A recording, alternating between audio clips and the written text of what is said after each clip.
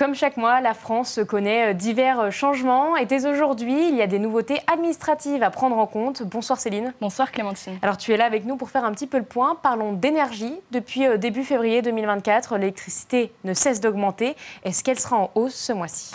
Bonne nouvelle, le tarif d'électricité ne va pas augmenter. Une hausse d'environ 1% devait être mise en vigueur dès le 1er août à cause de l'élévation du tarif d'acheminement.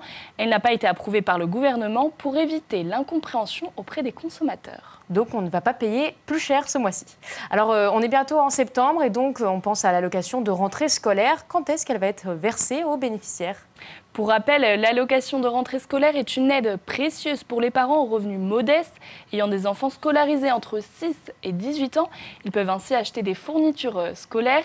Elle sera versée le 20 août en métropole et dans les départements de la Guadeloupe, de la Guyane et de la Martinique, tandis qu'à Mayotte et à La Réunion, les familles pourront en bénéficier dès la semaine prochaine, le 6 août.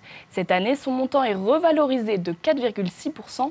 En fonction du niveau de précarité, il pourra atteindre 454 €. Et pour les jeunes voyageurs, c'est le dernier moment pour bénéficier du Pass-Rail. En effet, le mois d'août est le dernier mois pour bénéficier du Pass-Rail. Au montant de 49 € par mois, il permet aux jeunes âgés entre 16 et 26 ans, entre 16 et 27 ans de voyager à bord des TER de manière illimitée et sur tout le territoire français. Le bénéficiaire pourra réserver ses billets de manière habituelle. Plus de 100 000 Pass-Rail ont déjà été vendus dès le début du mois de juillet. Et pour finir, Céline, on va parler économie. En août, le taux du livret d'épargne populaire est en baisse. Il passe de 5 à 4% jusqu'en février 2025.